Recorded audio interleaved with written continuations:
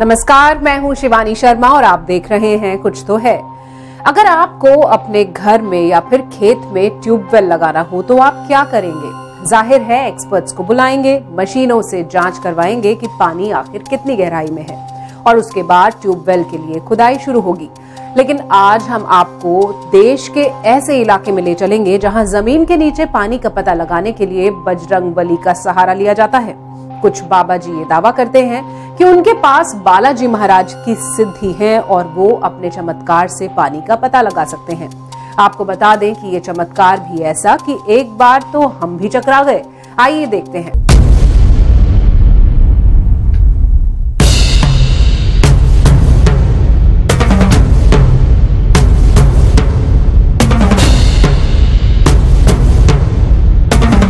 आप सोच रहे होंगे कि ये सब कुछ कोई मजाक है। सिर्फ मंत्र बोलने से नारियल कैसे घूम सकता है? सिर्फ अगरबत्तियां सुलगाने से जमीन में पानी का पता कैसे लग सकता है? शायद ये सब कुछ आंखों का धोखा है या किसी बाबा का कोई पाखंड। हम भी इसी गलतफहमी में थे, लेकिन तब तक जब तक इस दावे को अपनी आंखों से नहीं देखा था, इस दावे की वैज्ञानिक पुष्टि नहीं की थी। लेकिन उस फर्क को समझने के लिए हमें खेल को शुरुआत से देखना होगा, जो शुरू होता है राजस्थान के एक खूबसूरत शहर जोधपुर से।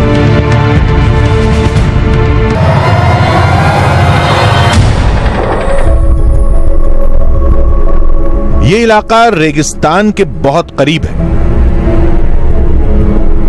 पानी की बेहद तंगी है। सिंचाई के लिए किसान ट्यूबवेल लगवाते हैं, लेकिन ट्यूबवेल खेत के किस हिस्से में लगवाना है, इसके लिए न मशीनों की जरूरत पड़ती है न इंजीनियर्स की। सहारा लिया जाता है एक बाबा का, लकड़ी की चौकी का, एक नारियल और कुछ अगरबत्तियों का। जोधपुर में हमें जरूरत थी किसी ऐसे शख्स की जो ट्यूबवेल के लिए बाबाओं की शक्तियों का सहारा ले रहा हो। गांव के आसपास पूछताछ की तो हर जबान पर उसी चमत्कार का दावा था। हम लोग तो क्या है, नारियल लेके उसमें अगरबत्ती ले घूमते हैं और एक बंदा नारियल पे बैठाते हैं, तो जहाँ पर पानी होगा वो नारियल पर बैठा हुआ आदमी ऑटोमेटिक घूमेगा। 99% यही चलता है। साइंटिफिक टेस्ट क्यों नहीं कराते हैं? पैसा लगता है और वो नई जानकारी भी नहीं है पब्लिक को। अब तक जो कुछ भी सुना था, अब उसे खुद आजमाने की बारी थी।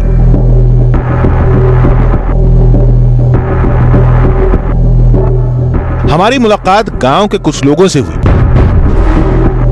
बताया गया कि गंगाणी गांव में चमत्कार की वो महफिल आज भी सजेगी, जिसके लिए हम मिलने पहुंचे इलाके के मशहूर बाबा चंद्राराम से।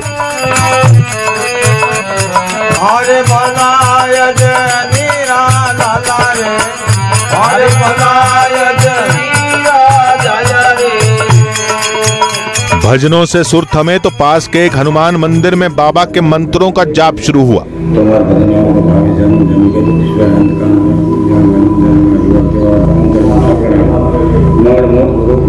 बताया गया बाबा चंद्राराम को बालाजी यानी महाबली हनुमान की सिद्धि हासिल है और अब से कुछ देर बाद वो जो भी चमत्कार करेंगे सब हनुमान की महिमा होगी। पूजा पाठ खत्म हुआ तो हम भी बाबा चंद्राराम के साथ गांव के एक खेत की ओर रवाना हुए। इस खेत के मालिक ने जमीन में पानी का सही ठिकाना तलाशने के लिए ही बाबा को बुलवाया है। जोधपुर के इस बावड़ी इलाके में लालाराम जी भी उन्हीं लोगों में से हैं जो ये दावा करते हैं कि नारियल घुमाकर वो बता सकते हैं कि खेत के किस हिस्से में पानी मिल सकता है अगर खुदाई की जाए। लालाराम जी हमारे साथ है। लालाराम जी, ये बताइए कि कैसे पता चलता है कि यहाँ पानी है या नहीं है? आपकी देवताओं का अगरबत्ती करके नारियल करके 4 जोत गाल के गाँव मुकटू भी नारियल ला के आपको वो जिस तरह 2 बाजोट ला के पानी के कलश रख के सौंट मार के आप जोत कर दो। जोत करने के बाद वो नाले में कूदती बैठो करो, पानी बता देगा कि इस जगह का पानी है। कैसे ये पता चलेगा? ये ताकत कौन सी है जो घुमाती है नारियल? ये बाबू जाने साहब ये अपन को कोई पता नहीं। हनुमान जी जाने बजरंग बली के नाम से चलता है। बाबा चंद्राराम ने आसन सजा लिया। उनके सहयोगी बाबा लाला राम ने एक हवन कुंड तैयार किया और पूजा पाठ की तैयारी शुरू हो गई। सामने एक लकड़ी की चौकी रखी गई। चौकी पर कुछ फूल थे और फूलों के बीच एक नारियल रखा हुआ था। चमत्कार का खेल बस शुरू होने वाला था। जौहरीलाल जी के खेत में अब उनके परिवार के एक सदस्य हाथ में अगरबत्ती लेकर खड़े हैं। इनका दावा यह है कि पूरे खेत में अगरबत्ती लेकर ये घूमेंगे, जहां पर भी पानी का स्रोत होगा। इसी पूजन सामग्री के सामने रखी हुई नारियल चौकी पर कुछ तेजी से घूमने लगे। किसान के परिवार के ही एक सदस्य को नारियल पर बैठाया गया।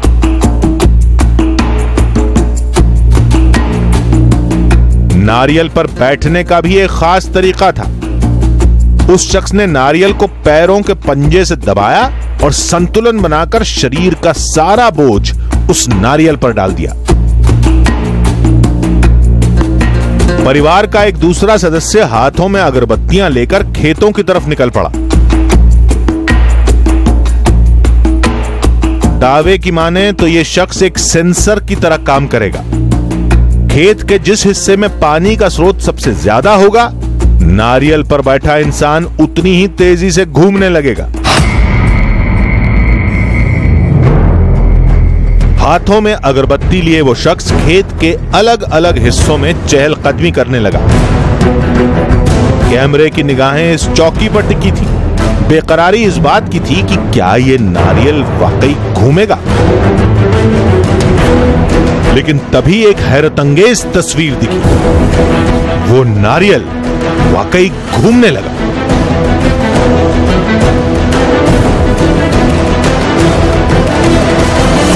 एक बार तो ऐसा लगा जैसे वो शख्स अपने अंगूठे के सहारे जानबूझकर नारियल को घुमा रहा है।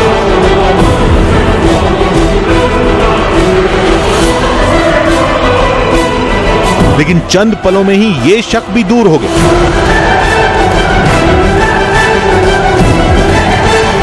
क्या आप बताएंगे, आप खुद घूमने की कोशिश कर रहे हैं इस पर बैठकर? नहीं, नारियल घूम रहा है, नहीं घूम रहा। आप पूरी ताकत से उसे दबाने की कोशिश कर रहे हैं? हाँ, दबाने की कोशिश कर रहे हैं। क्या महसूस हो रहा है आपको? घूम रहा है नारियल। नारियल पर बैठे शख्स को घूमता देखकर हमने भी एक चक्कर चलाया। फैसला किया कि चमत्कार के इस खेल के कायदे कानून सिर्फ बाबा जी तय नहीं करेंगे, इसलिए हमने उस चौकी पर कुछ और लोगों को बिठाया। ये शख्स इसी गांव का है, लेकिन नारियल के चमत्कार को पहली बार आजमाने जा रहा है।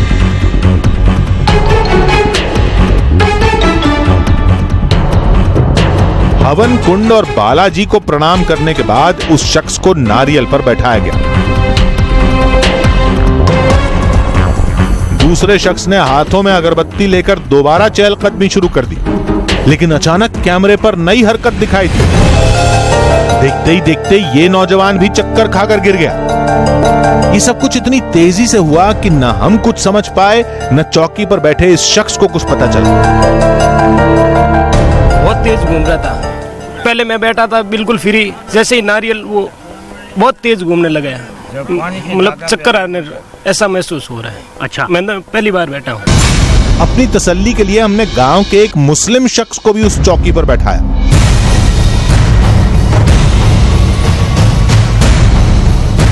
हमारे कहने पर इस शख्स ने अपने हाथ भी ऊपर उठा लिए, लेकिन नतीजा वही निकला जो अब तक होता आया। ऐसी तमाम आजमाइशों के बाद चमत्कार का पहला खेल खत्म हुआ। खेत के जिस हिस्से में पानी मिलने का सबसे ज्यादा संकेत मिला, उस जगह पर निशान बनाया गया और बाबा जी ने हुक्म दिया कि इस जगह पर ट्यूबवेल लगवाया जा सकता है। एक नहीं, दो नहीं, तमाम लोग आए, लेकिन नारियल के घूमने का सिलसिला नहीं थमा। इस शक को दूर करने के लिए हमने नई जुगत लगाई। सोचा क्यों ना लोगों को सहारे के तौर पर एक कपड़ा दिया जाए ताकि उनके हाथ चौकी पर ना हो। नारियल क्यों घूमा, कैसे घूमा ये पता लगाने के लिए हमें लंबे जतन करने थे, लेकिन इस बात का पता आसानी से लगाया जा सकता था कि जिस जगह पर पानी होने का अंदाजा लगाया गया था, क्या उस जगह पर पानी वाकई मौजूद है। हमने फैसला किया कि हम इसकी वैज्ञानिक पड़ताल करेंगे और मशीनों का सहारा लेंगे कि जिस जगह पर पानी होने का दावा हुआ वहां वाकई में क्या पानी मौजूद है। अगर पानी मिला तो चमत्कार का दावा सच्चा, और अगर नहीं तो ये सब अंधविश्वास।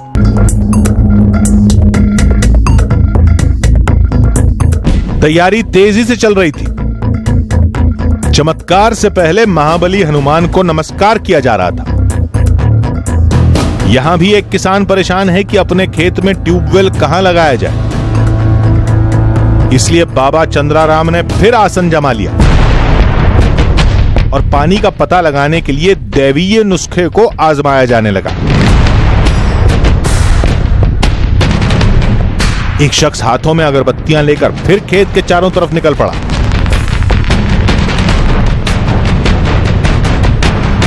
और बीच बीच में वही तस्वीरें सामने आती रहीं।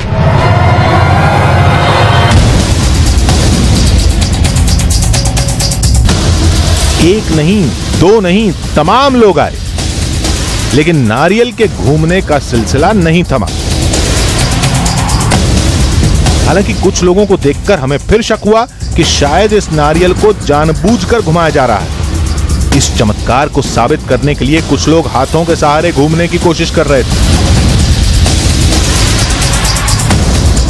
इस शक को दूर करने के लिए हमने नई जुगत लगाई। सोचा क्यों ना लोगों को सहारे के तौर पर एक कपड़ा दिया जाए ताकि उनके हाथ चौकी पर ना हो।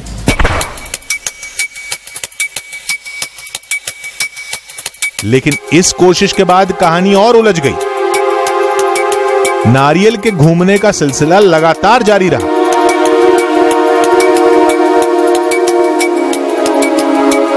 एक बार फिर बाबा चंद्राराम ने चमत्कार के पूरे होने का दावा किया और ट्यूबवेल लगवाने की जगह का ऐलान कर दिया। यहां जो कुछ भी हो रहा था वो हमारी समझ से परे था।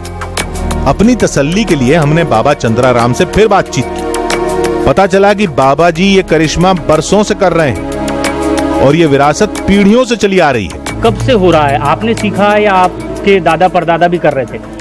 अब करीब करीब हो गया 40-45 साल। और जैसे वे बूढ़िया करता देखा वैसे हम ही करते। अच्छा, तो आपके पिताजी भी ऐसे ही करते थे? उनके पिताजी भी, दादा परदादा सब? बिल्कुल 3 पीढ़ी हो गई है। अच्छा। पहेली उलझती जा रही थी। रहस्य से पर्दा उठाने का सिर्फ एक तरीका था, बाबा की बताई जगहों पर पानी की जांच करवाना। हमने सरकारी महकमे से संपर्क साधा, लेकिन जब तक वो मशीनें आती हमने थोड़ी जानकारी जुटानी शुरू की। जिक्र मिला डाउजिंग का। माना जाता है कि 19वीं शताब्दी में डाउजिंग की शुरुआत जर्मनी से हुई थी, जिसका मकसद सिर्फ जमीन में पानी के स्रोत को तलाशना नहीं था, बल्कि अलग अलग प्रयोगों के जरिए जमीन से खजाना, विस्फोटक और पेट्रोलियम पदार्थों की पड़ताल की जाती थी।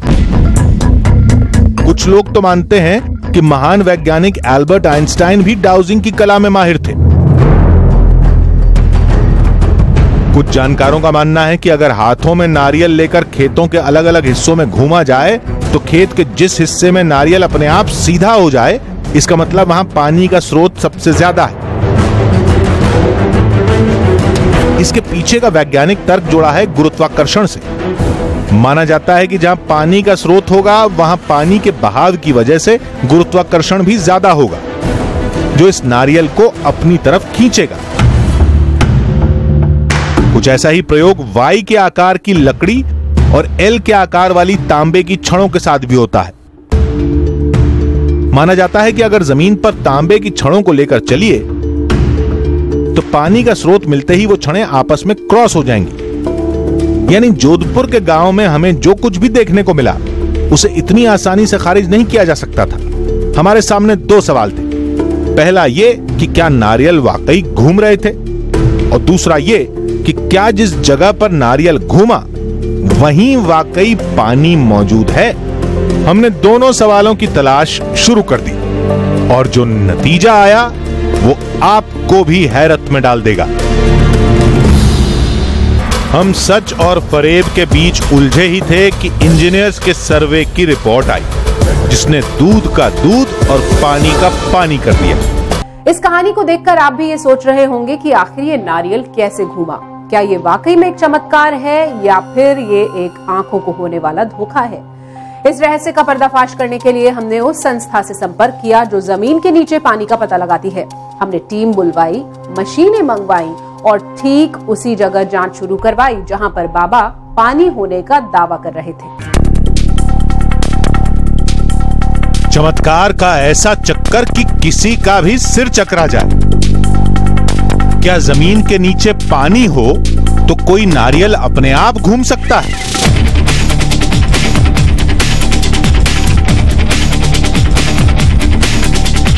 राम ने ट्यूबवेल लगवाने की सलाह दी थी, यानी वही जगह जहां नारियल पर बैठा आदमी सबसे तेजी से घूम रहा था। गांव वालों ने उस जगह पर एक निशान बनाया था और वही निशान अब हमारे लिए इस पहेली को सुलझाने का सबसे बड़ा जरिया था। हमने जमीन में पानी का पता लगाने वाली संस्था से संपर्क साधा। उनसे गुजारिश की कि वो खेत के उस हिस्से में पानी की मौजूदगी का पता लगाएं, लेकिन इसके लिए हमें इंतजार करना था अगली सुबह का। हम तय वक्त पर खेत के उस हिस्से तक पहुंच गए। कुछ ही देर में टेक्नीशियन की टीम भी आ पहुंची। बिना वक्त गवाए इस टीम ने अपने उपकरणों को सजाना शुरू कर दिया।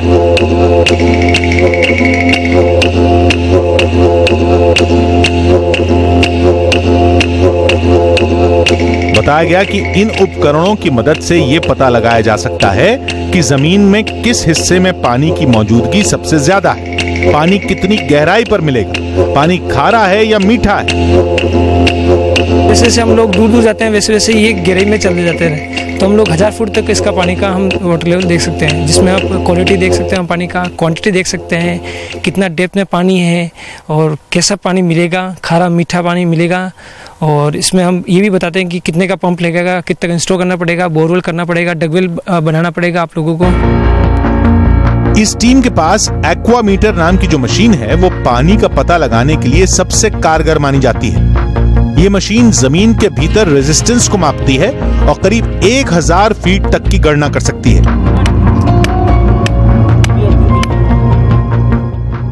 इस टीम ने जमीन के उस हिस्से की पूरी पड़ताल की और बताया कि 1 दिन के इंतजार के बाद वो हमें रिपोर्ट सौंप देंगे, जिससे साफ होगा कि बाबाओं के चमत्कार में कितनी हकीकत है और कितना फसाना। रिपोर्ट के इंतजार के बीच हमने पड़ताल जारी रखी। हम जोधपुर विश्वविद्यालय में भूगर्भ विज्ञान के प्रोफेसर से मिलने पहुंचे और इस चमत्कार का सच जानने की कोशिश की, जिन्होंने बताया कि जितना मुश्किल इस चमत्कार को अपनाना है उतना ही मुश्किल इसे खारिज कर देना भी। ये लोग बिल्कुल कई बार सही अनुमान भी लगा लेते हैं कि यहाँ ग्राउंड वाटर है और इसके पीछे कुछ फिजिक्स के प्रिंसिपल हो सकते हैं या एनर्जी, इलेक्ट्रिसिटी, इलेक्ट्रिकल पैरामीटर्स या इलेक्ट्रिक फील्ड जो डेवलप होता है या ग्रेविटी एनोमली वहाँ पे होती है जो नारियल को घुमाने का काम कर रही है। इस तरह के कुछ प्रक्रियाएं हो सकती है, लेकिन इस पे शोध होना चाहिए। हम सच और फरेब के बीच उलझे ही थे कि इंजीनियर्स के सर्वे की रिपोर्ट आई, जिसने दूध का दूध और पानी का पानी कर दिया। इस रिपोर्ट में साफ लिखा था कि किसान जौहरी लाल के खेत में जिस चमत्कार का दावा हुआ था उस हिस्से में पानी वाकई है। बताया गया कि पानी 295 फीट की गहराई पर मिलेगा, लेकिन उस जगह पर नलकूप यानी ट्यूबवेल लगाने की सलाह नहीं दी जा सकती। मतलब यह कि बाबा चंद्राराम ने अपने चमत्कार के बाद जिस जगह पर ट्यूबवेल लगवाने की सलाह दी थी वो गलत थी। नारियल घुमाने के बाद लोगों ने आके बताया कि साहब पानी तो नहीं मिला वहाँ, तो अब आप एक बार सर्वे कर दीजिए। फिर हमने सर्वे किया तो उन्होंने कहा कि नारियल घुमाने से उन्होंने कहा था पानी मिलेगा और हमें नहीं मिला। फिर हमने जाके सर्वे किया, फिर हमने उनको वास्तु स्थिति बताई। एक मुश्किल दूर हो चुकी थी, लेकिन एक पहेली अब भी बाकी थी कि आखिर वो नारियल घूमा कैसे। इसी सवाल को लेकर हम जाने माने तर्कशास्त्री सीबी देवगन के पास पहुंचे, जिन्होंने चमत्कार का सच सामने रख दिया। जब इंसान उसके ऊपर बैठा हुआ है तो कहीं ना कहीं उसकी कोई बॉडी की कोई स्लाइट मूवमेंट भी उस नारियल को हिलाने लायक हो जाएगी। तो ये इसका लॉजिक हम तो ये निकाल सकते हैं कि अगर नारियल मेरे से सेपरेट पड़ा हुआ है तो मैं उसको नहीं हिला पा रहा हूं या हिला पा रहा हूं, तो अगर नहीं हिला पा रहा क्योंकि मेरा कोई कनेक्शन नहीं है, लेकिन वो नारियल अगर मेरी बॉडी के किसी पार्ट के साथ टच कर रहा है या मेरे हाथ में है तो मेरी बॉडी की कोई भी एक अननोन मूवमेंट जो है उस नारियल को हिला देगी। तो उसके पीछे तो ये लॉजिक है। मतलब ये कि नारियल का घूमना सिर्फ एक वहम है। अंधविश्वास में डूबे लोग या तो अनजाने में घूमने लगते हैं या फिर बाबाओं के दावे में फंसकर इस चमत्कार पर यकीन करने लगते हैं। यानी इस कहानी में हकीकत कम और फसाना ज्यादा है। जमीन के नीचे पानी का होना तो एक स्वाभाविक बात है और ऐसे में इन बाबाओं का तुक्का कभी सही भी साबित हो जाता है। हमारी गुजारिश है कि आप पानी का पता लगाने के लिए सिर्फ वैज्ञानिक तरीकों का ही सहारा लें। आज बस इतना ही। अगले हफ्ते हम आपसे फिर मिलेंगे रहस्य की एक और ऐसी ही कहानी के साथ। तब तक के लिए दीजिए पूरी टीम को इजाजत। नमस्कार।